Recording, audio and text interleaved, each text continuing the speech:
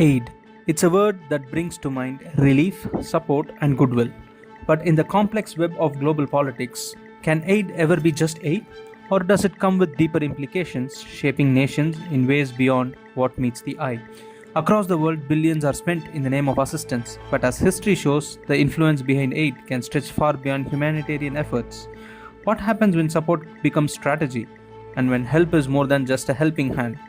The United States Agency for International Development, commonly known as USAID, was established in 1961 at the height of the Cold War.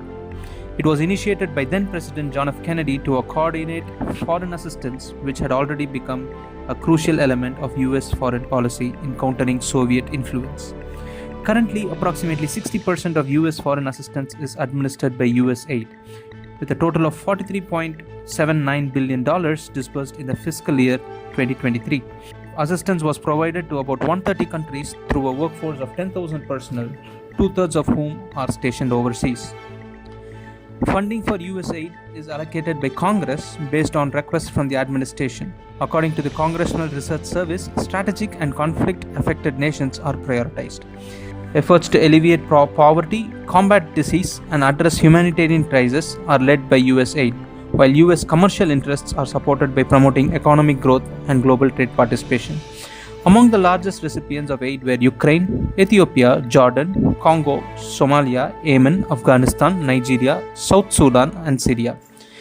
A total of $72 billion was allocated for foreign assistance by the US in the fiscal year 2023. Nearly 42% of all humanitarian aid tracked by the United Nations in 2024 originated from the US. This funding has supported women's health in conflict zones, provided access to clean water, facilitated HIV/AIDS treatment, and promoted energy security and anti-corruption efforts. Historically, US aid spending has accounted for around 0.33% of GDP in recent years. During the 1950s, it peaked at 3%, largely due to the Marshall Plan. Throughout the Cold War, levels fluctuated between 1% and just under 0.5%. In contrast, Norway led with 1.09% of gross national income, while the US stood at 0.24%. Support for foreign aid has historically varied by political alignment. While democratic administrations have generally been more supportive, all post-war US presidents, with the exception of Donald Trump, have strongly advocated for foreign assistance. Proposals to significantly reduce aid under the Trump administration were rejected by Congress. In June 2024, a bipartisan vote in the Republican-led House of Representatives saw 80% of members opposing an amendment to eliminate foreign assistance from the 2025 budget. Under President Joe Biden, US aid was led by Irish-American diplomat Samantha Power, a former UN ambassador. USAID's priorities, as outlined in March 2023 policy framework, included addressing climate crisis, countering authoritarianism, and promoting inclusive economic growth. However, under a January 2025 executive order signed by President Trump, a 90-day pause on most foreign aid was announced. It was stated that the foreign aid industry and bureaucracy were misaligned with American interests, with claims that such assistance contributed to global instability. A directive was issued for US aid employees to align with the administration's America First policy, with disciplinary actions threatened for non-compliance.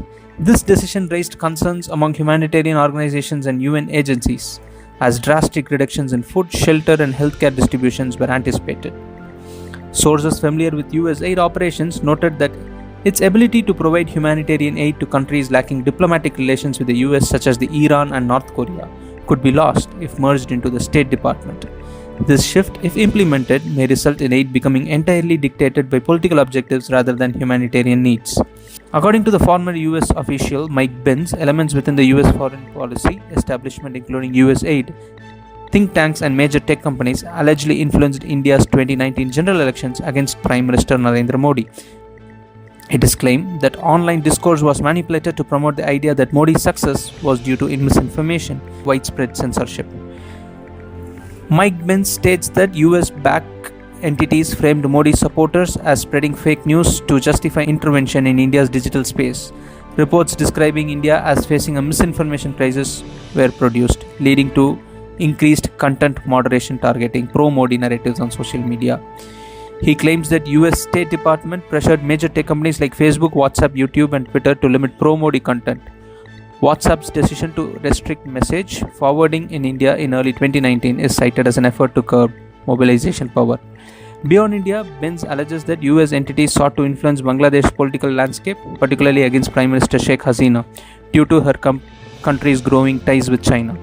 He claims that US funded organizations supported opposition efforts and even promoted anti-government sentiment through cultural tools like rap music. As geopolitical tension continues to rise, these claims, if true, raise critical questions about the role of foreign intervention in domestic politics. Whether substantiated further or not, they contribute to the ongoing debate over the influence of global powers in shaping political landscapes worldwide.